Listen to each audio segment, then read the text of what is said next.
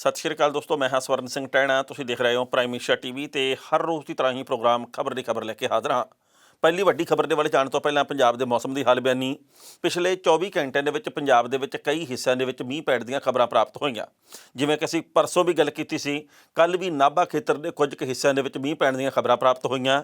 ਦਿੱਲੀ ਦੇ ਵਿੱਚ ਵੀ ਰੁਕ ਰੁਕ ਕੇ ਕਈ ਥਾਵਾਂ ਦੇ ਉੱਤੇ ਮੀਂਹ ਕਣੀ ਦੀ ਜਿਹੜੀ ਖਬਰ ਪ੍ਰਾਪਤ ਹੋਈ ਹੈ ਅਤੇ ਮੌਸਮ ਵਿਭਾਗ ਨੇ ਇਹ ਗੱਲ ਕਹੀ ਹੈ ਕਿ ਆਉਂਦੇ 72 ਘੰਟਿਆਂ ਦੇ ਵਿੱਚ ਪੰਜਾਬ ਦੇ ਕਈ ਹਿੱਸਿਆਂ ਦੇ ਵਿੱਚ ਜ਼ੋਰਦਾਰ ਮੀਂਹ ਪੈਣ ਦੀ ਪੂਰੀ ਭਵਿੱਖਬਾਣੀ ਹੈ, ਪੂਰੀ ਸੰਭਾਵਨਾ ਹੈਗੀ ਹੈ।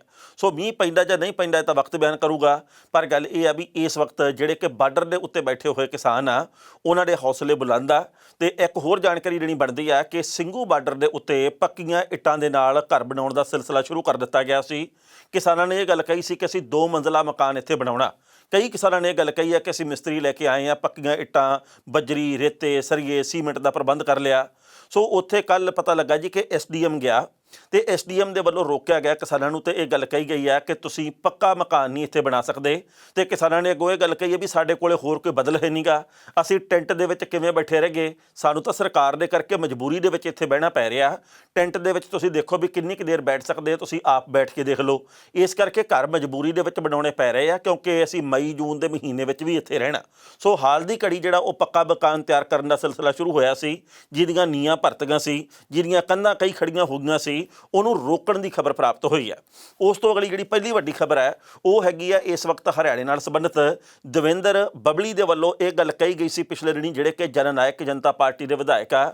ਉਹਨਾਂ ਨੇ ਕਿਹਾ ਸੀ ਕਿ ਜੇਕਰ ਮੇਰੇ ਹੱਥ ਦੇ ਵਿੱਚ ਕੋਈ ਤਾਕਤ ਹੋਵੇ ਨਾ ਤਾਂ ਮੈਂ ਤਾਂ ਨਾਲ ਦੀ ਨਾਲ ਹੀ BJP ਦੇ ਨਾਲ ਉਹ ਸੰਪਰਕ ਤੋੜ ਲਾਂ, ਰਿਸ਼ਤਾ ਤੋੜ ਲਾਂ, ਕਿਉਂਕਿ ਕਿਸਾਨ ਸਾਨੂੰ ਡਾਂਗਾਂ ਦੇ ਨਾਲ, ਲੱਠ ਦੇ ਨਾਲ ਕੁੱਟਣ ਨੂੰ ਫਿਰਦੇ ਆ।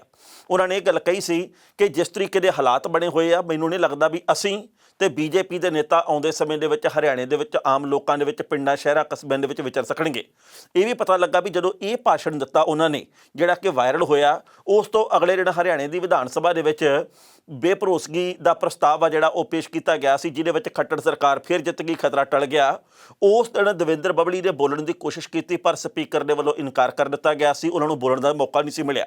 ਪਰ ਕਿਸਾਨ ਇਸ ਗੱਲ ਦੇ ਬਾਵਜੂਦ ਵੀ ਖਾਸੇ ਨਾਰਾਜ਼ ਆ, ਕਿਉਂਕਿ ਉਹਨਾਂ ਨੂੰ ਇਸ ਗੱਲ ਦਾ ਦੁੱਖ ਹੈ ਵੀ ਦਵਿੰਦਰ ਬੱਬਲੀ ਵਰਗੇ ਵਿਧਾਇਕ ਬਾਹਰ ਤਾਂ ਇਹ ਗੱਲ ਕਹਿੰਦੇ ਆ ਵੀ ਅਸੀਂ ਕਿਸਾਨ ਭਾਈਚਾਰੇ ਦੇ ਨਾਲ ਆ, ਅਸੀਂ ਤਾਂ ਸੰਪਰਕ ਤੋੜਨ ਨੂੰ ਫਿਰਦੇ ਹਾਂ। ਮੈਂ ਚਾਹੁੰਦਾ ਕਿ ਸੰਪਰਕ ਸਾਡੀ ਪਾਰਟੀ ਹੈ ਜਿਹੜੀ ਜਨ ਨਾਇਕ ਜਨਤਾ ਪਾਰਟੀ BJP ਦੇ ਨਾਲੋਂ ਨਾਤਾ ਤੋੜ ਲਵੇ, ਪਰ ਅੰਦਰ ਜਾ ਕੇ ਵਿਧਾਨ ਸਭਾ ਦੇ ਵਿੱਚ ਉਹ BJP ਦੇ ਖੱਟੜ ਦੇ ਹੱਕ ਦੇ ਵਿੱਚ ਹੀ ਵੋਟ ਪਾਉਂਦੇ ਆ। ਇਸ ਕਰਕੇ ਵੱਡੇ ਪੱਧਰ ਦੇ ਉੱਤੇ ਦਵਿੰਦਰ ਬੱਬਲੀ ਦਾ ਵਿਰੋਧ ਹੋਇਆ। ਦੂਜੇ ਪਾਸੇ ਇਹ ਪਤਾ ਲੱਗਾ ਜੀ ਕਿ ਇਸ ਵਕਤ ਪੱਛਮੀ ਬੰਗਾਲ ਦੇ ਵਿੱਚ ਗਏ ਹੋਏ ਰਾਜੇਵਾਲ ਹੋਰਾਂ ਨੇ, ਚੜੂਨੀ ਹੋਰਾਂ ਨੇ ਅਤੇ ਬਾਕੀ ਕਿਸਾਨ ਨੇਤਾਵਾਂ ਨੇ ਬੜੀ ਸਾਫ਼ ਅਤੇ ਸਪਸ਼ਟ ਗੱਲ ਕਹੀ ਹੈ। ਪ੍ਰੈਸ ਕਾਨਫਰੰਸ ਵੀ ਕੀਤੀ ਗਈ ਆ, ਵੱਡਾ ਇਕੱਠ ਵੀ ਕੀਤਾ ਗਿਆ ਉੱਥੇ ਕਿਸਾਨਾਂ ਦੇ ਵੱਲੋਂ। ਇਹ ਗੱਲ ਕਹੀ ਹੈ ਕਿ ਤੁਸੀਂ ਇੱਥੇ BJP ਦੇ ਕਿਸੇ ਵੀ ਉਮੀਦਵਾਰ ਨੂੰ ਵੋਟ ਨਾ ਪਾਓ, ਹੋਰ ਜਿਹਨੂੰ ਮਰਜ਼ੀ ਪਾ ਲਿਓ। ਅਸੀਂ ਇਹ ਨਹੀਂ ਕਹਿੰਦੇ ਕਿ ਇਹਨੂੰ ਨਹੀਂ ਪਾਉਣੀ, ਇਹਨੂੰ ਪਾਓ, ਇਹਨੂੰ ਪਾਓ, ਇਹਨੂੰ ਨਾ ਪਾਓ। ਅਸੀਂ ਇਹ ਗੱਲ ਕਹਿੰਦੇ ਹਾਂ ਕਿ BJP ਦੇ ਕਿਸੇ ਵੀ ਵਿਧਾਇਕ ਨੂੰ ਨਾ ਵੋਟ ਪਾਓ, ਕਿਸੇ ਵੀ ਮੰਤਰੀ ਨੂੰ ਕੋਈ ਬਹੁਤਾ ਹੁਲਾਰਾ ਨਾ ਦਿਓ, ਕਿਸੇ ਵੀ ਉਮੀਦਵਾਰ ਨੂੰ ਤੁਸੀਂ ਇਸ ਤਰੀਕੇ ਦੇ ਨਾਲ ਨਾ ਚੁੱਕੋ ਕਿ ਉਹ ਤੁਹਾਡੇ ਹੀ ਖਿਲਾਫ ਹੋ ਜਾਵੇ। ਸੋ ਇਸ ਕਰਕੇ BJP ਨੂੰ ਹਰਾਉਣ ਦੇ ਲਈ ਦਿਨ ਰਾਤ ਇੱਕ ਕਰ ਦਿਓ, ਕਿਉਂਕਿ ਲੋੜ ਆ ਇਸ ਵਕਤ ਹਰਾਉਣ ਦੀ। ਸੋ ਵਕਤ ਦੱਸੂਗਾ ਕਿ ਕਿਸਾਨਾਂ ਦੇ ਵੱਲੋਂ ਜੋ ਇਸ ਵਕਤ ਉੱਥੇ ਪ੍ਰਦਰਸ਼ਨ ਕੀਤੇ ਜਾ ਰਹੇ ਆ, ਜੋ ਉੱਥੇ ਇਕੱਠ ਕੀਤੇ ਜਾ ਰਹੇ ਆ, ਜੋ ਉੱਥੇ ਭਾਸ਼ਣ ਦਿੱਤੇ ਜਾ ਰਹੇ ਆ, ਉਹ ਉੱਥੋਂ ਦੇ ਵੋਟਰਾਂ ਦੇ ਉੱਤੇ, ਆਮ ਲੋਕਾਂ ਦੇ ਉੱਤੇ ਕਿੰਨਾ ਕੁ ਅਸਰ ਕਰਦੇ ਆ। ਪਹਿਲਾਂ ਇਸ ਰਿਪੋਰਟ ਦਾ ਵੇਰਵਾ ਸਾਂਝਾ ਕਰਦੇ ਹਾਂ ਜਿਹੜੀ ਕਿ ਹਰਿਆਣੇ ਤੋਂ ਸਾਨੂੰ ਪ੍ਰਾਪਤ ਹੋਈ ਹੈ ਕਿ ਕਿਸ ਤਰੀਕੇ ਦੇ ਨਾਲ ਉੱਥੇ BJP ਦੇ ਜਿਹੜੇ ਵਿਧਾਇਕ ਆ ਉਹ ਵੀ ਠਠੰਬਰੇ 'ਚ ਬੈਠੇ ਆ, ਅਤੇ ਕਿਵੇਂ ਜਨ ਨਾਇਕ ਜਨਤਾ ਪਾਰਟੀ ਦੇ ਵਿਧਾਇਕਾਂ ਦਾ ਵੱਡੇ ਪੱਧਰ ਦੇ ਉੱਤੇ ਵਿਰੋਧ ਸ਼ੁਰੂ ਹੋ ਗਿਆ। ਅਤੇ ਬਾਅਦ ਵਿੱਚ ਕਰਾਂਗੇ ਟਿੱਪਣੀ। ਹਰਿਆਣਾ ਦੇ ਟੋਹਾਣਾ ਖੇਤਰ ਦੇ ਵਿੱਚ ਕਿਸਾਨ ਜਥੇਬੰਦੀਆਂ ਨੇ ਜਨ ਨਾਇਕ ਜਨਤਾ ਪਾਰਟੀ ਦੇ ਵਿਧਾਇਕ ਦਵਿੰਦਰ ਬੱਬਲੀ ਦੇ ਖਿਲਾਫ ਵਿਰੋਧ ਪ੍ਰਦਰਸ਼ਨ ਕੀਤਾ। ਟੋਹਾਣਾ ਦੇ ਕਸਬਾ ਪਾਰਕ ਦੇ ਵਿੱਚ ਪੱਕੇ ਮੋਰਚੇ ਤਹਿਤ ਵੱਡੀ ਗਿਣਤੀ ਦੇ ਵਿੱਚ ਕਿਸਾਨ ਇਕੱਠੇ ਹੋਏ, ਜਿਨ੍ਹਾਂ ਨੇ ਦਵਿੰਦਰ ਬੱਬਲੀ ਦਾ ਪੁਤਲਾ ਫੂਕਿਆ।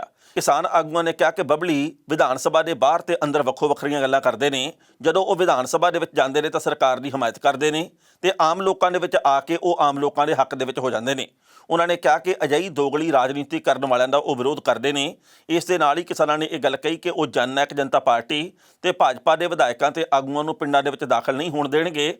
ਉਹਨਾਂ ਦੇ ਵਿਰੁੱਧ ਪਿੰਡਾਂ ਦੇ ਵਿੱਚ ਨੋ ਐਂਟਰੀ ਬੋਰਡ ਵੀ ਲਾਏ ਗਏ ਨੇ।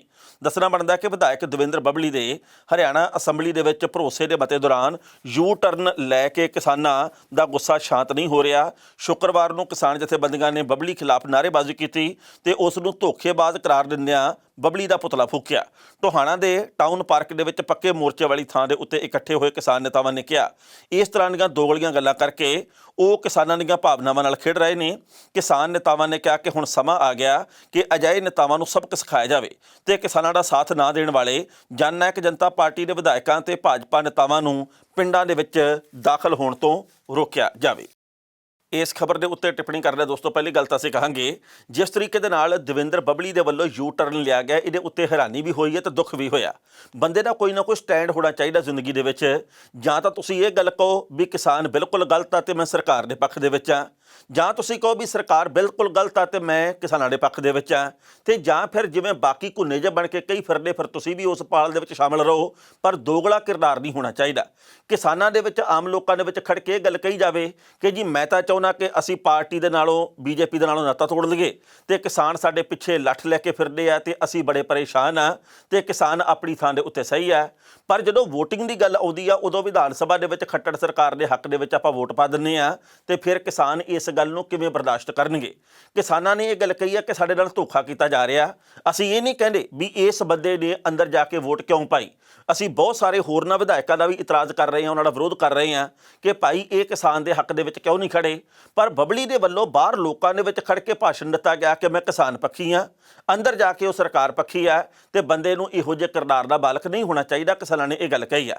ਉਸ ਤੋਂ ਅਗਲੀ ਗੱਲ ਇਹ ਹੈ ਵੀ ਇਸ ਵਕਤ ਖੱਟੜ ਸਰਕਾਰ ਬੇਸ਼ੱਕ ਖਤਰੇ ਦੇ ਵਿੱਚੋਂ ਬਾਹਰ ਆ ਗਈ ਹੈ ਕਿਉਂਕਿ ਉਹਨਾਂ ਦੇ ਕੋਲੇ 55 ਵੋਟਾਂ ਹੱਕ ਦੇ ਵਿੱਚ ਹੈ, ਸਿਰਫ 32 ਵੋਟਾਂ ਵਿਰੋਧ ਦੇ ਵਿੱਚ ਪਾਈਆਂ। ਉਹ ਕਿਹੜੇ ਕਾਰਨ ਕਰਕੇ ਹੱਕ ਦੇ ਵਿੱਚ ਅਸੀਂ ਇਸ ਪ੍ਰਸੰਗ ਦੇ ਵਿੱਚ ਨਹੀਂ ਜਾਣਾ। ਪਰ ਗੱਲ ਇਹ ਹੈ ਵੀ ਮੁਸ਼ਕਲ ਦੀ ਘੜੀ ਬਣੀ ਹੋਈ ਹੈ ਜਨ ਨਾਇਕ ਜਨਤਾ ਪਾਰਟੀ ਦੇ ਵਿਧਾਇਕਾਂ ਦੇ ਲਈ ਸਭ ਤੋਂ ਜ਼ਿਆਦਾ। ਇਹ ਤਾਂ ਪਤਾ ਹੀ ਹੈ ਕਿਸਾਨਾਂ ਨੂੰ ਕਿ ਬੀਜੇਪੀ ਦੇ ਵੱਲੋਂ ਖੇਤੀ ਕਾਨੂੰਨ ਲਾਗੂ ਕੀਤੇ ਗਏ ਆ, ਕੇਂਦਰ ਦੇ ਵਿੱਚ ਸਰਕਾਰ ਬੀਜੇਪੀ ਦੀ ਆ। ਪਰ ਜਦੋਂ ਉਹਨਾਂ ਨੂੰ ਇਸ ਗੱਲ ਦਾ ਪਤਾ ਅਹਿਸਾਸ ਹੋਇਆ ਕਿ ਜੀ ਜਨ ਨਾਇਕ ਜਨਤਾ ਪਾਰਟੀ ਤੇ ਆਜ਼ਾਦ ਵਿਧਾਇਕ ਵੀ ਸਾਡੇ ਵਾਲੇ ਪਾਲੇ ਦੇ ਵਿੱਚ ਨਹੀਂ, ਇਹ ਸਰਕਾਰ ਵਾਲੇ ਪਾਲੇ ਦੇ ਵਿੱਚ ਹੀ ਆ, ਉਹਨਾਂ ਪਾਰਟੀਆਂ ਦੇ ਵਿਧਾਇਕਾਂ ਦੇ ਉੱਤੇ ਬੀਜੇਪੀ ਦੇ ਵਿਧਾਇਕਾਂ ਨਾਲੋਂ ਵੀ ਵੱਧ ਇਤਰਾਜ਼ ਹੋਇਆ। ਬੀਜੇਪੀ ਦੇ ਵਿਧਾਇਕ ਨਹੀਂ ਕਿਸਾਨੀ ਹੱਕ ਦੇ ਵਿੱਚ ਖੜਦੇ ਇਹ ਗੱਲ ਮੰਨ ਲਈ ਕਿਉਂਕਿ ਉਹਨਾਂ ਨੇ ਉੱਤੋਂ ਤੁਣਕੇ ਦਾ ਜਿਹੜਾ ਡਰ ਉਹ ਮੰਨਣਾ। ਪਰ ਜਿਹੜੇ ਬਾਕੀ ਵਿਧਾਇਕ ਆ, ਬਾਕੀ ਮੰਤਰੀ ਆ, ਦੁਸ਼ਯੰਤ ਚੌਟਾਲਾ ਵਰਗੇ ਜਿਹੜੇ ਲੋਕ ਆ ਜਿਹੜੇ ਕਿ ਇਹ ਗੱਲ ਕਹਿੰਦੇ ਆ ਵੀ ਚੌਧਰੀ ਦੇਵੀ ਲਾਲ ਦੇ ਅਸੀਂ ਪਾਏ ਪੂਰਨਿਆਂ ਦੇ ਉੱਤੇ ਚੱਲਣ ਵਾਲੇ ਆ, ਉਹਨਾਂ ਲੋਕਾਂ ਦੇ ਵੱਲੋਂ ਵੀ ਜਦੋਂ ਸਿਆਸੀ ਝਕਾਨੀਆਂ ਦਿੱਤੀਆਂ ਜਾਂਦੀਆਂ ਕਿਸਾਨਾਂ ਨੇ ਕਿਹਾ ਜੀ ਕਿ ਸਾਨੂੰ ਇਸ ਗੱਲ ਦਾ ਬੇਹੱਦ ਇਤਰਾਜ਼ ਹੈ। ਉਸ ਤੋਂ ਅਗਲੀ ਗੱਲ ਇਹ ਹੈ ਵੀ ਹਰਿਆਣੇ ਦੇ ਵਿੱਚ ਆਉਂਦੇ ਸਮੇਂ ਦੇ ਵਿੱਚ ਮੈਨੂੰ ਨਿੱਜੀ ਤੌਰ ਦੇ ਉੱਤੇ ਜਾਪਦਾ ਵੀ ਜਿਸ ਤਰੀਕੇ ਨਾਲ ਗੁੱਸਾ ਪ੍ਰਚੰਡ ਹੋਇਆ ਕਿਸਾਨਾਂ ਦਾ, ਖਾਪ ਪੰਚਾਇਤਾਂ ਦਾ, ਕੋਈ ਵੱਡੀ ਖਬਰ ਆ ਸਕਦੀ ਹੈ ਕਿਉਂਕਿ ਇਸ ਵਕਤ ਵੱਖ-ਵੱਖ ਪਾਰਟੀਆਂ ਦੇ ਵਿਧਾਇਕਾਂ ਨੇ ਇਸ ਗੱਲ ਦਾ ਫੈਸਲਾ ਕੀਤਾ ਕਿ ਹਾਲ ਦੀ ਘੜੀ ਬਾਹਰ ਨਾ ਨਿਕਲਣ ਦੇ ਵਿੱਚ ਫਾਇਦਾ।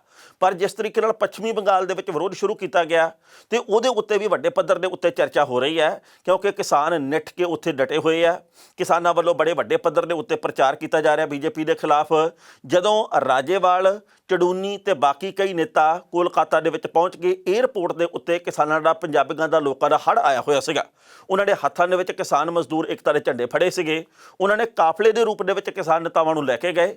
ਕਿਸਾਨ ਨੇਤਾਵਾਂ ਨੇ ਸੰਬੋਧਨ ਵੀ ਕੀਤਾ ਆਮ ਲੋਕਾਂ ਨੂੰ ਤੇ ਉੱਥੇ ਪ੍ਰੈਸ ਕਾਨਫਰੰਸ ਵੀ ਕੀਤੀ ਹੈ। ਫੈਸਲਾ ਇਹੀ ਕੀਤਾ ਗਿਆ ਕਿ ਬੀਜੇਪੀ ਨੂੰ 2-4 ਥਾਵਾਂ ਦੇ ਉੱਤੇ ਜੇਕਰ ਭੁਆਂਟਣੀ ਵੱਜਦੀ ਹੈ ਤਾਂ ਉਸ ਤੋਂ ਬਾਅਦ ਸ਼ਾਇਦ ਇਹ ਸਾਡੀ ਮੰਗ ਮੰਨਣ ਵਾਸਤੇ ਤਿਆਰ ਹੋ ਜਾਣ। ਹਾਲ ਦੀ ਘੜੀ ਤਿਆਰ ਨਹੀਂ ਹੈ। ਸੋ ਮਮਤਾ ਬੈਨਰਜੀ ਹੋਰਾਂ ਦੇ ਬਾਰੇ ਵੀ ਖਬਰ ਮਿਲੀ ਹੈ ਕਿ ਹਸਪਤਾਲ ਦੇ ਵਿੱਚ ਉਹਨਾਂ ਨੂੰ ਛੁੱਟੀ ਮਿਲ ਗਈ ਹੈ। ਉਹਨਾਂ ਦੇ ਵੱਲੋਂ ਹੁਣ ਤਿਆਰੀ ਸ਼ੁਰੂ ਕਰ ਦਿੱਤੀ ਗਈ ਆ। ਉਹ ਹੁਣ ਵੀਲ ਚੇਅਰ ਦੇ ਉੱਤੇ ਬੈਠ ਕੇ ਹੀ ਲੋਕਾਂ ਦੇ ਵਿੱਚ ਜਾ ਕੇ, ਹਲਕਿਆਂ ਦੇ ਵਿੱਚ ਜਾ ਕੇ ਪਾਰਟੀ ਦਾ ਪ੍ਰਚਾਰ ਕਰਨਗੇ। ਬੀਜੇਪੀ ਦੇ ਵੱਲੋਂ ਇਹ ਗੱਲ ਕਹੀ ਜਾ ਰਹੀ ਹੈ ਕਿ ਡਰਾਮੇਬਾਜ਼ੀ ਆ। ਅਨਿਲ ਵਿਜ ਹੋਰੀ ਕਹਿੰਦੇ ਆ ਕਿ ਰਾਕੇਸ਼ ਟਕੈਤ ਨੇ ਅਥਰੂ ਸੁੱਟ ਕੇ ਲੋਕਾਂ ਨੂੰ ਨਾਲ ਜੋੜਿਆ ਸੀ। ਇਹ ਵੀ ਰਾਕੇਸ਼ ਟਕੈਤ ਬਣਨ ਦੀ ਕੋਸ਼ਿਸ਼ ਕਰ ਰਹੇ ਮਮਤਾ ਬੈਨਰਜੀ ਹੋਰੀ, ਪਰ ਇਹ ਕਾਮਯਾਬ ਨਹੀਂ ਹੋਣਗੇ। ਇੱਦਾਂ ਹਮਦਰਦੀਆਂ ਨਹੀਂ ਮਿਲਦੀਆਂ ਹੁੰਦੀਆਂ। ਕਹਿਣ ਦਾ ਭਾਵ ਇਹ ਹੈ ਕਿ ਸਿਰ ਧੜ ਦੀ ਬਾਜ਼ੀ ਲੱਗੀ ਹੋਣ ਦੇ ਕਰਕੇ ਇੱਕ ਦੂਜੇ ਦੇ ਉੱਤੇ ਦੋਸ਼ ਕਦੋਸ਼ ਦਾ ਸਿਲਸਿਲਾ ਵੀ ਜਾਰੀ ਹੈ। ਪਰ ਕਿਸਾਨਾਂ ਦੀ ਧਮਕ ਜਿਸ ਤਰੀਕੇ ਨਾਲ ਪੱਛਮੀ ਬੰਗਾਲ ਦੇ ਵਿੱਚ ਹੈ, ਲੱਗਦਾ ਵੀ ਕੋਈ ਨਾ ਕੋਈ ਰੰਗ ਦਿਖਾਊਗੀ। ਪਰ ਜੇਕਰ ਇਸ ਦੇ ਬਾਵਜੂਦ ਵੀ ਬੀਜੇਪੀ ਜਿੱਤਦੀ ਹੈ, ਇਹ ਵੀ ਕੁਝ ਕਿਸਾਨ ਆਗੂਆਂ ਦਾ ਕਹਿਣਾ ਕਿ ਇੰਨਾ ਵਿਰੋਧ ਹੋਣ ਦੇ ਬਾਵਜੂਦ ਜਦੋਂ ਸਿਲੰਡਰ ਆ ਜਿਹੜਾ ਉਹ 850 ਨੂੰ ਹੋਇਆ ਪਿਆ, ਜਦੋਂ ਪੱਛਮੀ ਬੰਗਾਲ ਦੇ ਵਿੱਚ ਵੀ ਪੈਟਰੋਲ ਦੀ ਕੀਮਤ ਨੂੰ ਅੱਗ ਲੱਗੀ ਪਈ ਹੈ, ਜਦੋਂ ਬਾਕੀ ਵੱਖ-ਵੱਖ ਸੂਬਿਆਂ ਦੇ ਵਿੱਚ ਕਈ ਥਾਵਾਂ ਤੇ 100 ਰੁਪਏ ਲੀਟਰ ਨੂੰ ਪਾਰ ਕਰ ਗਿਆ ਪੈਟਰੋਲ, ਜਦੋਂ ਡੀਜ਼ਲ ਦੀਆਂ ਕੀਮਤਾਂ ਅਸਮਾਨ ਨੂੰ ਛੂਹ ਰਹੀਆਂ, ਜਦੋਂ ਪਲੇਟਫਾਰਮ ਟਿਕਟ ਜਿਹੜੀ ਪਹਿਲਾਂ 5 ਰੁਪਏ ਦੀ ਹੁੰਦੀ ਸੀ ਹੁਣ 50 ਰੁਪਏ ਦੀ ਹੋ ਚੁੱਕੀ ਹੈ, ਜਦੋਂ ਇੰਨਾ ਕੁਝ ਸਾਰੇ ਲੋਕ ਭੁਗਤ ਰਹੇ ਆ, ਇਸ ਦੇ ਬਾਵਜੂਦ ਸੱਤਾਧਾਰੀ ਧਿਰ ਹੈ ਜਿਹੜੀ ਕੇਂਦਰ ਦੀ ਉਹ ਜਿੱਤ ਜਾਂਦੀ ਹੈ ਵੱਖ-ਵੱਖ ਸੂਬਿਆਂ ਦੇ ਵਿੱਚ, ਤਾਂ ਮਤਲਬ ਇਹ ਆ ਵੀ ਰੱਬ ਹੀ ਰਾਖਾ। ਫਿਰ ਕਿਸਾਨ ਆਗੂਆਂ ਨੇ ਕਿਹਾ, ਉਹਨਾਂ ਨੇ ਕਿਹਾ ਜੀ ਕਿ ਇਹ ਸਾਡਾ ਇਕੱਲਿਆਂ ਦਾ ਮਸਲਾ ਨਹੀਂ ਆ। ਤੁਸੀਂ ਇਸ ਵਕਤ ਇਸ ਗੱਲ ਨੂੰ ਭੁੱਲ ਜਾਓ ਕਿ ਕਿਸਾਨ ਦਾ ਮਸਲਾ, ਤੁਸੀਂ ਇਹ ਗੱਲ ਸੋਚੋ ਕਿ ਦੇਸ਼ ਦਾ ਮਸਲਾ। ਤੁਸੀਂ ਇਹ ਗੱਲ ਸੋਚੋ ਕਿ ਵੱਡੇ ਪੱਧਰ ਦੇ ਉੱਤੇ ਸਾਨੂੰ ਸੰਘਰਸ਼ ਇਸ ਕਰਕੇ ਕਰਨਾ ਚਾਹੀਦਾ ਕਿਉਂਕਿ ਕੀਤੇ ਹੋਏ ਵਾਅਦੇ ਪੂਰੇ ਨਹੀਂ ਹੋਏ। ਤੇ ਲੰਘੇ ਕੱਲ ਸਿੰਘੂ ਬਾਰਡਰ ਦੇ ਉੱਤੇ ਪਤਾ ਲੱਗਾ ਜੀ ਕਿ ਕਿਸਾਨਾਂ ਨੇ ਇੱਕ ਮਹੱਤਵਪੂਰਨ ਪ੍ਰੈਸ ਕਾਨਫਰੰਸ ਕੀਤੀ ਹੈ। ਉਹਦੇ ਵਿੱਚ 26 ਮਾਰਚ ਨੂੰ 4 ਮਹੀਨੇ ਪੂਰੇ ਹੋਣ ਤੇ ਪੂਰੇ ਭਾਰਤ ਨੂੰ ਬੰਦ ਕਰਨ ਦਾ ਐਲਾਨ ਕੀਤਾ ਗਿਆ। ਕਿਸਾਨਾਂ ਨੇ ਇਹ ਗੱਲ ਕਹੀ ਹੈ ਕਿ 23 ਮਾਰਚ ਨੂੰ ਸ਼ਹੀਦਾਂ ਦੇ ਦਿਹਾੜੇ ਦੇ ਮੌਕੇ, ਕਿਉਂਕਿ ਆਪਾਂ ਜਾਣਦੇ ਕਿ ਸ਼ਹੀਦ ਭਗਤ ਸਿੰਘ, ਰਾਜਗੁਰੂ ਤੇ ਸੁਖਦੇਵ ਦਾ ਸ਼ਹੀਦੀ ਦਿਹਾੜਾ ਉਸ ਦਿਨ ਨੌਜਵਾਨਾਂ ਨੂੰ ਵੱਧ ਤੋਂ ਵੱਧ ਗਿਣਤੀ ਦੇ ਵਿੱਚ ਵੱਖ-ਵੱਖ ਬਾਰਡਰਾਂ ਦੇ ਉੱਤੇ ਪਹੁੰਚਣ ਦੇ ਲਈ ਕਿਹਾ ਗਿਆ। ਇਸ ਵਕਤ ਪਹੁੰਚਣ ਦੀ ਲੋੜ ਵੀ ਮਹਿਸੂਸ ਕੀਤੀ ਜਾ ਰਹੀ ਹੈ, ਪਹੁੰਚਣਾ ਵੀ ਚਾਹੀਦਾ, ਪਰ ਜਿਵੇਂ ਜਿਵੇਂ ਦਿਨ ਨੇੜੇ ਆਉਣਗੇ ਉਵੇਂ ਕੀ ਰੰਗ ਸਾਹਮਣੇ ਆਉਂਦੇ ਆ, ਇਹਦੇ ਬਾਬਤ ਅਸੀਂ ਮੌਕੇ ਦੇ ਉੱਤੇ ਜਾਣਕਾਰੀ ਸਾਂਝੀ ਕਰਾਂਗੇ। ਇਹ ਕੋਈ ਨਵੀਂ ਤੇ ਵੱਡੀ ਗੱਲ ਨਹੀਂ ਕਿ ਜਿਹੜੀ ਵੀ ਪਾਰਟੀ ਦੀ ਸਰਕਾਰ ਹੋਵੇ ਕੇਂਦਰ ਦੇ ਵਿੱਚ ਜਾਂ ਕਿਸੇ ਵੀ ਸੂਬੇ ਦੇ ਵਿੱਚ, ਉਹਦੇ ਨਾਲ ਹੀ ਵੱਧ ਲੋਕ ਤੁਰਦੇ ਆ, ਕਿਉਂਕਿ ਉਹਦੇ ਨਾਲ ਜੁੜਨ ਦੇ ਵਿੱਚ ਕਈ ਲੋਕ, ਕਈ ਵਿਧਾਇਕ, ਕਈ ਹੋਰ ਵੱਖ-ਵੱਖ ਪਾਰਟੀਆਂ ਦੇ ਸੀਨੀਅਰ ਜੂਨੀਅਰ ਨੇਤਾ ਜਿਹੜੇ ਉਹ ਮਾਣ ਮਹਿਸੂਸਦੇ ਆ ਵੀ ਚਲੋ ਹੁਣ ਸਾਡੀ ਵੀ ਠੁੱਕ ਜੀ ਬਣੀ ਰਹੂਗੀ, ਸਾਡੇ ਕਹਿਣ ਦੇ ਉੱਤੇ 4 ਕੰਮ ਹੋ ਜਾਣਗੇ। ਇੱਕ ਵੇਰਵਾ ਆਇਆ ਸਾਹਮਣੇ ਸਰਵੇਖਣ ਦੇ ਰੂਪ ਦੇ ਵਿੱਚ ਕਿ ਪਿਛਲੇ 4-5 ਸਾਲਾਂ ਦੇ ਵਿੱਚ ਸਭ ਤੋਂ ਵੱਧ ਪਲਟੀ ਜਿਹੜੇ ਮਾਰਨ ਵਾਲੇ ਵਿਧਾਇਕ ਆ ਜਾਂ ਜਿਹੜੇ ਵੀ ਹੋਰ ਨੇਤਾ ਵੱਡੇ ਛੋਟੇ, ਉਹ ਕਿਹੜੀ ਪਾਰਟੀ ਦੇ ਵੱਲ ਪਲਟੀ ਮਾਰ ਕੇ ਗਏ ਆ, ਤਾਂ ਉਹ ਬੀਜੇਪੀ ਦੇ ਵੱਲ ਪਲਟੀ ਮਾਰ ਕੇ ਗਏ ਆ। ਉਹਨਾਂ ਦੀਆਂ ਹੋ ਸਕਦਾ ਵੱਖੋ ਵੱਖਰੀਆਂ ਮਜਬੂਰੀਆਂ ਹੋਣ, ਰਾਹ ਦੇ ਵਿੱਚ ਕਿਸੇ ਨੇ ਘੇਰਾ ਪਾਇਆ ਹੋਵੇ, ਉਹਨਾਂ ਨੂੰ ਕਈ ਕਾਰਨਾਂ ਕਰਕੇ ਅੱਜ ਕੱਲ੍ਹ ਘੇਰੇ ਵੀ ਪੈਂਦੇ ਆ। ਹੋ ਸਕਦਾ ਉਹਨਾਂ ਦੇ ਕੋਈ ਨਿੱਜੀ ਹੋਰ ਮਸਲੇ ਹੋਣ ਜਿਹਦੇ ਕਰਕੇ ਉਹਨਾਂ ਨੂੰ ਪਾਰਟੀ ਬਦਲਣੀ ਪਈ। ਇਹ ਵੀ ਹੋ ਸਕਦਾ ਜਿਹੜੀ ਪਾਰਟੀ ਦੇ ਵਿੱਚ ਸੀ ਉੱਥੇ ਉਹਨਾਂ ਨੂੰ ਸਨਮਾਨ ਨਾ ਮਿਲਦਾ ਹੋਵੇ। ਇਹ ਵੀ ਹੋ ਸਕਦਾ ਉਹ ਟਿਕਟਾਂ ਦੇ ਕਰਕੇ ਗੁੱਸੇ ਹੋ ਗਏ ਹੋਣ, ਕਿਉਂਕਿ ਜਿਸ ਤਰੀਕੇ ਦੇ ਨਾਲ ਪੱਛਮੀ ਬੰਗਾਲ ਦੇ ਵਿੱਚ ਬੇਰਾਂ ਵਾਂਗੂ ਝੜ ਰਹੇ ਆ ਵਿਧਾਇਕ, ਇੱਧਰੋਂ ਮਾਰ ਕੇ ਛੜੱਪਾ ਤ੍ਰਿਣਮੂਲ ਕਾਂਗਰਸ ਦੇ ਵੱਲੋਂ ਬੀਜੇਪੀ ਦੇ ਵਿੱਚ ਆ ਰਹੇ ਆ ਤੇ ਕਹਿ ਇਹੀ ਰਹੇ ਆ ਵੀ ਸਾਡੀ ਪਾਰਟੀ ਦੇ ਵਿੱਚ ਬਹੁਤ ਇਸ ਵਕਤ ਗਲਤ ਗੱਲਾਂ ਹੋ ਰਹੀਆਂ ਜਿਹਦੇ ਕਰਕੇ ਸਾਡੇ ਮਨ ਦੇ ਉੱਤੇ ਸੱਟ ਵੱਜੀ ਹੈ। ਪਰ ਜੇਕਰ ਉਹਨਾਂ ਨੂੰ ਟਿਕਟ ਮਿਲੀ ਹੁੰਦੀ ਤਾਂ ਕੋਈ ਸੱਟ ਸੁੱਟ ਨਹੀਂ ਸੀ ਵੱਜਣੀ। ਉਹ ਟਿਕਟ ਦੇ ਭੁੱਖੇ ਆ ਤੇ ਹੁਣ ਉਹ ਲੋਕ ਮਸਲਾ ਬਣਾ ਕੇ ਬੈਠ ਜਾਂਦੇ ਇਸ ਗੱਲ ਨੂੰ। ਪੰਜਾਬ 'ਚ ਵੀ ਇੱਦਾਂ ਹੀ ਹੁੰਦਾ। ਅੱਜ ਜਿਹੜੇ ਹਲਕਿਆਂ ਦੇ ਵਿੱਚ ਤਿਆਰੀਆਂ ਕਰੀ ਜਾਂਦੇ ਆ ਕਿ ਅਸੀਂ ਉਮੀਦਵਾਰ ਹੋਵਾਂਗੇ ਫਲਾਣੀ ਪਾਰਟੀ ਦੇ, ਟਿਕਟ ਤਾਂ ਇੱਕ ਹਲਕੇ ਦੇ ਵਿੱਚੋਂ ਇੱਕ ਨੂੰ ਹੀ ਮਿਲਣੀ ਆ, ਪਰ ਬਾਕੀ ਜਦੋਂ 10 ਜਿਹੜੇ ਨਾਰਾਜ਼ ਹੋ ਕੇ ਹੋਰ ਪਾਰਟੀਆਂ 'ਚ ਜਾਣਗੇ, ਉਹ ਕਹਿਣਗੇ ਜੀ ਉਸ ਪਾਰਟੀ ਦੇ ਵਿੱਚ ਬਹੁਤ ਗੰਦ ਪਿਆ ਸੀ, ਅਸੀਂ ਇਸ ਕਰਕੇ ਪਾਰਟੀ ਬਦਲੀ ਆ। ਜਦ ਕਿ ਕੋਈ ਦਿਨ ਪਹਿਲਾਂ ਉਹ ਉਸ ਪਾਰਟੀ ਨੂੰ ਨਿੰਦ ਰਹੇ ਹੁੰਦੇ ਆ ਜਿਹੜੀ ਪਾਰਟੀ ਦੇ ਵਿੱਚ ਉਹ ਨਵੇਂ ਗਏ ਹੁੰਦੇ ਆ। ਸੋ ਇਸ ਕਰਕੇ ਇਹ ਕੁਝ ਚੱਲਦਾ ਰਹਿੰਦਾ। ਇਹ ਲੋਕਾਂ ਦਾ ਮਸਲਾ ਬਣਾ ਦਿੱਤਾ ਜਾਂਦਾ, ਪਰ ਇਹ ਲੋਕ ਮਸਲਾ ਨਹੀਂ, ਇਹ ਉਹਨਾਂ ਦਾ ਨਿੱਜੀ ਮਸਲਾ ਹੁੰਦਾ, ਕਿਉਂਕਿ ਉਹਨਾਂ ਦੇ ਭਵਿੱਖ ਦੇ ਵਿੱਚ ਕਈ ਤਰ੍ਹਾਂ ਦੇ ਰੋੜੇ ਅਟਕਾਏ ਗਏ ਹੁੰਦੇ ਜਾਂ ਅਟਕ ਗਏ ਹੁੰਦੇ ਆ। ਪਹਿਲਾਂ ਇਸ ਰਿਪੋਰਟ ਦਾ ਵੇਰਵਾ ਬਾਅਦ ਵਿੱਚ ਕਰਾਂਗੇ ਟਿੱਪਣੀ। ਚੋਣ ਤੇ ਰਾਜਨੀਤਿਕ ਸੁਧਾਰਾਂ ਦੀ ਸੰਸਥਾ ਐਸੋਸੀਏਸ਼ਨ ਫਾਰ ਡੈਮੋਕ੍ਰੈਟਿਕ ਰਿਫਾਰਮਸ ਦੀ ਇੱਕ ਰਿਪੋਰਟ ਦੇ ਵਿੱਚ ਕਿਹਾ ਗਿਆ ਕਿ ਸਾਲ 2016 ਤੋਂ 2020 ਦੇ ਵਿੱਚ ਪਾਰਟੀ ਬਦਲਣ ਵਾਲੇ 44% ਵਿਧਾਇਕ ਭਾਰਤੀ ਜਨਤਾ ਪਾਰਟੀ ਦੇ ਵਿੱਚ ਸ਼ਾਮਲ ਹੋਏ ਨੇ। ਰਿਪੋਰਟ ਦੇ ਮੁਤਾਬਕ ਇਸ ਸਮੇਂ ਦੌਰਾਨ 170 ਕਾਂਗਰਸੀ ਵਿਧਾਇਕ ਹੋਰ ਪਾਰਟੀਆਂ ਦੇ ਵਿੱਚ ਸ਼ਾਮਲ ਹੋਏ ਨੇ, ਜਦੋਂ ਕਿ ਸਿਰਫ 18 ਭਾਜਪਾ ਵਿਧਾਇਕਾਂ ਨੇ ਦੂਜੀਆਂ ਪਾਰਟੀਆਂ ਦੇ ਵੱਲ ਰੁਖ ਕੀਤਾ। ADR ਦੀ ਰਿਪੋਰਟ ਇਹ ਵੀ ਕਹਿੰਦੀ ਹੈ ਕਿ ਸਾਲ 2016 ਤੋਂ 2020 ਦੇ ਵਿੱਚ ਪਲਟੀ ਮਾਰਨ ਵਾਲੇ 405 ਵਿਧਾਇਕਾਂ ਵਿੱਚੋਂ 182 ਭਾਜਪਾ ਵਿੱਚ ਸ਼ਾਮਲ ਹੋਏ, 28 ਵਿਧਾਇਕ ਕਾਂਗਰਸ ਦਾ ਹਿੱਸਾ ਬਣੇ ਤੇ 25 ਵਿਧਾਇਕ ਤੇਲੰਗਾਨਾ ਰਾਸ਼ਟਰ ਕਮੇਟੀ ਦਾ ਹਿੱਸਾ ਸਨ। ਰਿਪੋਰਟ ਦੇ ਮੁਤਾਬਕ 2019 ਦੀਆਂ ਲੋਕ ਸਭਾ ਚੋਣਾਂ ਦੌਰਾਨ 5 ਲੋਕ ਸਭਾ ਮੈਂਬਰ ਭਾਜਪਾ ਨੂੰ ਛੱਡ ਕੇ ਦੂਜੀਆਂ ਪਾਰਟੀਆਂ ਵਿੱਚ ਸ਼ਾਮਲ ਹੋਏ ਤੇ ਸਾਲ 2016 ਤੋਂ 2020 ਦੌਰਾਨ ਕਾਂਗਰਸ ਦੇ 7 ਰਾਜ ਸਭਾ ਮੈਂਬਰ ਹੋਰ ਪਾਰਟੀਆਂ ਵਿੱਚ ਸ਼ਾਮਲ ਹੋਏ ਨੇ। ADR ਦੀ ਰਿਪੋਰਟ ਦੇ ਵਿੱਚ ਕਿਹਾ ਗਿਆ ਕਿ 2016 ਤੋਂ 2020 ਦੇ ਵਿੱਚ ਹੋਈਆਂ ਚੋਣਾਂ ਦੌਰਾਨ 170 ਕਾਂਗਰਸੀ ਵਿਧਾਇਕ ਹੋਰ ਪਾਰਟੀਆਂ ਵਿੱਚ ਸ਼ਾਮਲ ਹੋਏ ਨੇ, ਜਦੋਂ ਕਿ 18 ਭਾਜਪਾ ਵਿਧਾਇਕ ਹੀ ਦੂਜੀਆਂ ਪਾਰਟੀਆਂ ਵਿੱਚ ਸ਼ਾਮਲ ਹੋਏ। ADR ਨੇ ਕਿਹਾ ਕਿ ਧਿਆਨਯੋਗ ਗੱਲ ਇਹ ਹੈ ਕਿ ਮੱਧ ਪ੍ਰਦੇਸ਼, ਮਨੀਪੁਰ, ਗੋਆ, ਅਰੁਣਾਚਲ ਪ੍ਰਦੇਸ਼ ਤੇ ਕਰਨਾਟਕ ਦੇ ਵਿੱਚ ਸਰਕਾਰ ਦਾ ਗਠਨ ਤੇ ਵਿਗੜਨਾ ਸੰਸਦ ਮੈਂਬਰਾਂ ਦੇ ਮੈਦਾਨ ਨੂੰ ਬਦਲਣ ਦੀ ਨੀਂਹ ਰੱਖਦਾ ਸੀ।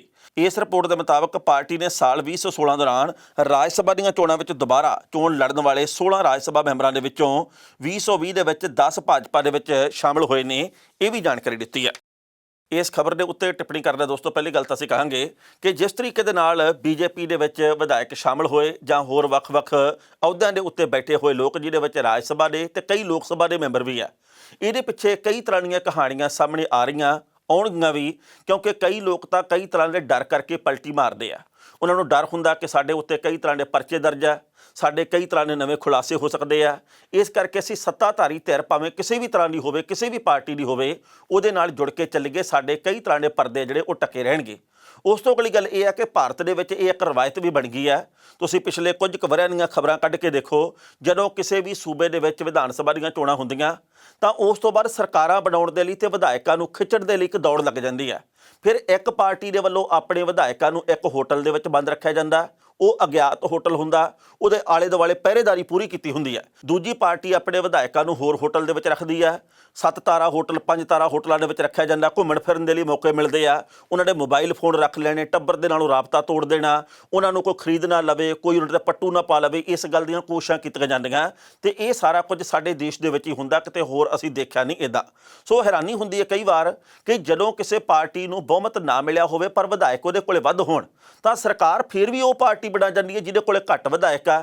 ਜਿਹਦੇ ਕੋਲੇ ਵੱਧ ਵਿਧਾਇਕ ਆ ਉਹਨੂੰ ਬਹੁਮਤ ਸਾਬਤ ਕਰਨ ਦਾ ਮੌਕਾ ਨਹੀਂ ਮਿਲਦਾ, ਤੇ ਜਿਹਦੇ ਕੋਲੇ ਘੱਟ ਵਿਧਾਇਕ ਆ ਉਹ ਆਲੇ ਦੁਆਲੇ ਗੱਡ ਧੁੱਪ ਜੀ ਕਰਕੇ ਤੇ ਆਪਣੀ ਸਰਕਾਰ ਬਣਾ ਲੈਂਦੇ, ਰਾਜਪਾਲ ਸਾਹਿਬ ਕੋਲੇ ਜਾਂਦੇ ਆ ਤੇ ਗੱਲ ਖਤਮ। ਸੋ ਇਸ ਕਰਕੇ ਵਿਧਾਇਕਾਂ ਨਾਲ ਪਲਟੀ ਮਾਰ ਜਾਣਾ, ਜਿਹਨੂੰ ਟਿਕਟ ਨਹੀਂ ਮਿਲੀ ਜਾਂ ਮਿਲਣ ਦੀ ਸੰਭਾਵਨਾ ਨਹੀਂ ਉਹਦੇ ਵੱਲੋਂ ਦੂਜੇ ਪਾਸੇ ਬਿਟਰ ਜਾਣਾ, ਗਿਰਗਟ ਵਾਂਗੂ ਰੰਗ ਬਦਲ ਜਾਣਾ, ਇਹਦੇ ਉੱਤੇ ਕੋਈ ਹੈਰਾਨੀ ਨਹੀਂ ਹੁੰਦੀ ਸਾਨੂੰ।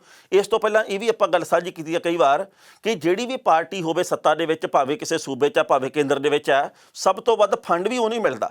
ਉਹਦਾ ਕਾਰਨ ਇਹ ਹੈ ਕਿ ਜਿਹੜੇ ਵੱਡੇ ਵੱਡੇ ਕਾਰਪੋਰੇਟ ਘਰਾਣੇ ਆ, ਜਿਹੜੇ ਵੱਡੇ ਵੱਡੇ ਵਪਾਰੀ ਆ, ਜਿਹੜੇ ਦਰਮਿਆਨੇ ਲੋਕ ਵੀ ਆ, ਉਹ ਵੀ ਇਸ ਵਕਤ ਸੱਤਾਧਾਰੀ ਧਿਰ ਦੇ ਨਾਲ ਜੁੜਨ ਦੇ ਵਿੱਚ ਮਾਣ ਮਹਿਸੂਸ ਕਰਦੇ। ਉਹਨਾਂ ਨੇ ਸਹੀ ਗਲਤ ਕੰਮ ਕਰਨੇ ਹੁੰਦੇ ਆ।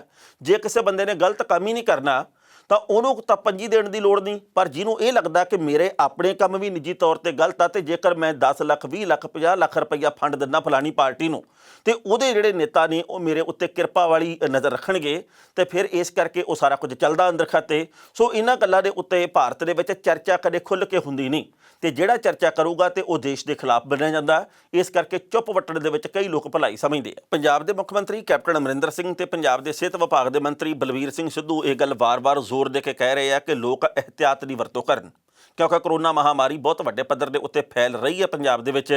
ਪੰਜਾਬ ਦੇ ਵਿੱਚ ਸਕੂਲਾਂ ਦੇ ਅੰਦਰ ਅਧਿਆਪਕ ਤੇ ਵਿਦਿਆਰਥੀ ਲਗਾਤਾਰ ਪੀੜਤ ਪਾਏ ਜਾ ਰਹੇ ਆ। ਪਤਾ ਲੱਗਾ ਕਿ ਮੰਤਰੀ ਵੀ ਕਈ ਪੀੜਤ ਹੋ ਗਏ ਆ। ਸਮੇਂ-ਸਮੇਂ ਦੇ ਉੱਤੇ ਕਈ ਹੋਰ ਵੱਡੇ ਅਧਿਕਾਰੀਆਂ ਦੇ ਪੀੜਤ ਹੋਣ ਦੀਆਂ ਖਬਰਾਂ ਵੀ ਮਿਲਦੀਆਂ, ਜਿਹਦੇ ਕਰਕੇ ਪੰਜਾਬ ਦੇ ਵਿੱਚ ਹੁਣ ਸਕੂਲ ਇੱਕ ਵਾਰ ਫਿਰ ਬੰਦ ਕਰ ਦਿੱਤੇ ਗਏ ਆ। ਅਧਿਆਪਕ ਸਾਰੇ ਸਕੂਲ ਦੇ ਵਿੱਚ ਜਾਣਗੇ ਪਰ ਵਿਦਿਆਰਥੀ ਨਹੀਂ ਆਉਣਗੇ। ਪਰ ਜੇਕਰ ਕਿਸੇ ਵਿਦਿਆਰਥੀ ਨੇ ਕੁਝ ਸਮਝਣਾ ਅਧਿਆਪਕਾਂ ਦੇ ਕੋਲੋਂ ਤਾਂ ਉਹ ਜਾ ਸਕਦਾ, ਪਰ ਸਕੂਲਾਂ ਦੇ ਵਿੱਚ ਹੁਣ ਕਲਾਸਾਂ ਨਹੀਂ ਲੱਗਣਗੀਆਂ। ਇਹ ਨਵਾਂ ਫੈਸਲਾ ਆਇਆ। ਉਸ ਤੋਂ ਅਗਲੀ ਗੱਲ ਇਹ ਹੈ ਵੀ ਪੰਜਾਬ ਦੇ ਵਿੱਚ 8 ਜ਼ਿਲ੍ਹਿਆਂ ਦੇ ਅੰਦਰ ਰਾਤ ਦੇ ਵੇਲੇ ਦਾ ਕਰਫਿਊ ਸ਼ੁਰੂ ਕਰ ਦਿੱਤਾ ਗਿਆ। ਇਹ ਇੱਕ ਬੜਾ ਵੱਡਾ ਸਵਾਲ ਆ, ਬੁਝਾਰਤਨੁਮਾ ਸਵਾਲ ਆ ਕਿ ਦਿਨ ਦੇ ਵੇਲੇ ਕੁਰਬਲ ਹੁੰਦੀ ਆ ਹਰ ਪਾਸੇ, ਭਾਵੇਂ ਕਿਸੇ ਬਾਜ਼ਾਰ ਦੇ ਵੱਲ ਜਾਓ, ਭਾਵੇਂ ਕਿਸੇ ਸ਼ਾਪਿੰਗ ਮਾਲ ਦੇ ਵਿੱਚ ਜਾਓ, ਤੁਸੀਂ ਕਿਸੇ ਸਿਨੇਮਾ ਘਰ ਦੇ ਵਿੱਚ ਜਾਓ, ਤੁਸੀਂ ਬੱਸ ਅੱਡੇ ਤੇ ਜਾਓ, ਰੇਲਵੇ ਸਟੇਸ਼ਨ ਤੇ ਜਾਓ, ਕਿਸੇ ਹੋਰ ਗਲੀ ਗੁਆਂਢ 'ਚ ਜਾਓ, ਲੋਕਾਂ ਦੀ ਭਰਮਾਰ ਆ। ਇੰਨੇ ਕੁ ਲੋਕ ਆ ਵੀ ਗਿਣੇ ਨਹੀਂ ਜਾਂਦੇ, ਤੇ ਬਹੁ ਗਿਣਤੀ ਲੋਕਾਂ ਨੇ ਕੋਈ ਮਾਸਕ ਨਹੀਂ ਪਹਿਨਿਆ, ਕੋਈ ਸੈਨੀਟਾਈਜ਼ਰ ਦੀ ਵਰਤੋਂ ਨਹੀਂ, ਕੋਈ ਉੱਥੇ ਸਰੀਰਕ ਦੂਰੀ ਦੇ ਨਿਯਮਾਂ ਦਾ ਪਾਲਣ ਨਹੀਂ।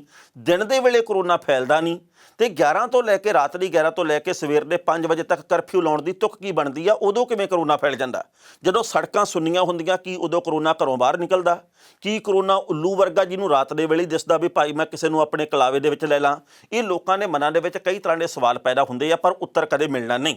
ਹੁਣ ਕਈ ਲੋਕ ਇਹ ਵੀ ਸਵਾਲ ਕਰਦੇ ਵੀ ਜੇਕਰ ਪੰਜਾਬ ਦੇ ਵਿੱਚ ਵਿਧਾਨ ਸਭਾ ਦੀਆਂ ਚੋਣਾਂ ਹੁਣ ਹੁੰਦੀਆਂ ਤਾਂ ਕੀ ਇੱਥੇ ਵੀ ਕਰੋਨਾ ਹੋਣਾ ਸੀ? ਕਿਉਂਕਿ ਪੱਛਮੀ ਬੰਗਾਲ ਦੇ ਵਿੱਚ ਤਾਂ ਕਰੋਨਾ ਵਾਲੀ ਕੋਈ ਖਬਰ ਹੈ ਨਹੀਂ ਗੀ, ਹਾਲ ਦੀ ਘੜੀ ਪੁਡੂਚੇਰੀ ਦੇ ਵਿੱਚ ਖਬਰ ਹੈ ਨਹੀਂ ਗੀ, ਹਾਲ ਦੀ ਘੜੀ ਕੇਰਲ ਦੇ ਵਿੱਚ ਖਬਰ ਹੈ ਨਹੀਂ ਗੀ, ਪਰ ਜਿੱਥੇ ਜਿੱਥੇ ਚੋਣਾਂ ਨਹੀਂ ਉੱਥੇ ਕਰੋਨਾ ਦੇ ਕੇਸ ਕਿਹੜੀ ਗੱਲੋਂ ਵੱਧ ਆ ਰਹੇ ਆ? ਲੋਕ ਸਵਾਲ ਇਹ ਜ਼ਰੂਰ ਕਰ ਰਹੇ ਆ। ਮਹਾਰਾਸ਼ਟਰ ਦੇ ਵਿੱਚ ਕੇਸ ਫਿਰ ਬਹੁਤ ਵੱਡੀ ਗਿਣਤੀ 'ਚ ਹੋ ਗਏ ਆ। ਪਤਾ ਲੱਗਾ ਕਿ ਉਧਵ ਠਾਕਰੇ ਉੱਥੋਂ ਦੇ ਮੁੱਖ ਮੰਤਰੀ ਨੇ ਇਹ ਗੱਲ ਕਹੀ ਹੈ ਕਿ 2-3 ਦਿਨਾਂ ਦੇ ਵਿੱਚ ਫੈਸਲਾ ਕਰਾਂਗੇ ਕਿ ਇੱਥੇ ਅਸੀਂ ਲੋਕਡਾਊਨ ਕਰਨਾ ਤਾਂ ਕਦੋਂ ਕਰਨਾ, ਕਿਉਂਕਿ ਇਸ ਵਕਤ ਹਾਲਾਤ ਵਿਗੜਦੇ ਜਾ ਰਹੇ ਆ। ਪਹਿਲਾਂ ਇਸ ਰਿਪੋਰਟ ਦਾ ਵੇਰਵਾ, ਬਾਅਦ ਵਿੱਚ ਕਰਾਂਗੇ ਟਿੱਪਣੀ। ਕੋਰੋਨਾ ਵਾਇਰਸ ਦੇ ਕਹਿਰ ਨੂੰ ਵੇਖਦਿਆਂ ਹੁਣ ਤੱਕ ਪੰਜਾਬ ਦੇ 8 ਜ਼ਿਲ੍ਹਿਆਂ ਦੇ ਵਿੱਚ ਨਾਈਟ ਕਰਫਿਊ ਲਾ ਦਿੱਤਾ ਗਿਆ।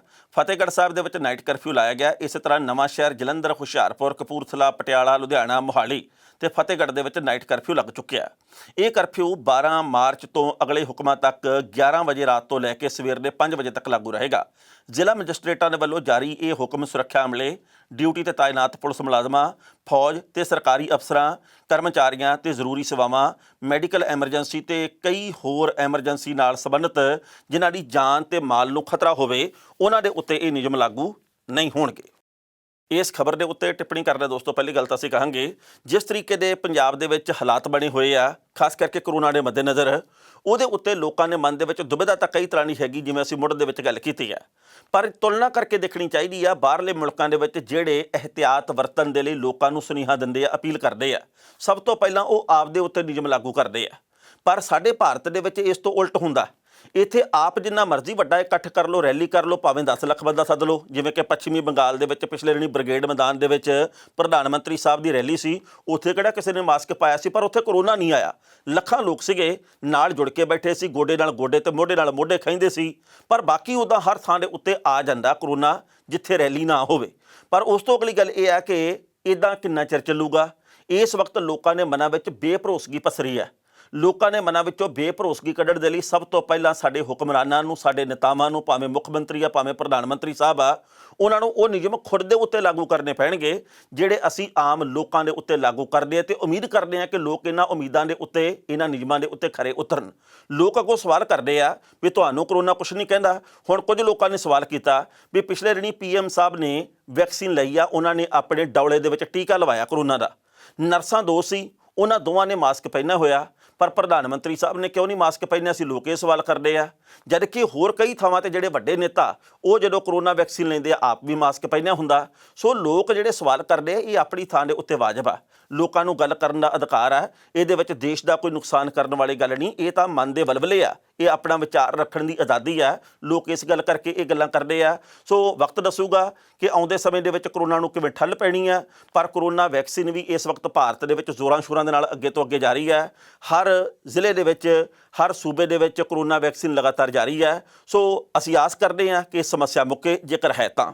ਖਬਰਾਂ ਦੇ ਉੱਤੇ ਵਿਚਾਰ ਚਰਚਾ ਹੋਰ ਵੀ ਕੀਤੀ ਜਾ ਸਕਦੀ ਸੀ, ਪਰ ਜੋ ਵਕਤ ਦੀ ਘਾਟ ਰੁਕਣ ਦਾ ਇਸ਼ਾਰਾ ਕਰ ਰਹੀ ਹੈ। ਕੱਲ੍ਹ ਨੂੰ ਇਸੇ ਵੇਲੇ ਖਬਰ ਦੀ ਖਬਰ ਲੈ ਕੇ ਫਿਰ ਹਾਜ਼ਰ ਹੋਵਾਂਗੇ। ਉਦੋਂ ਤੱਕ ਲਈ ਆਗਿਆ ਦਿਓ। ਬਹੁਤ ਬਹੁਤ ਮਿਹਰਬਾਨੀ।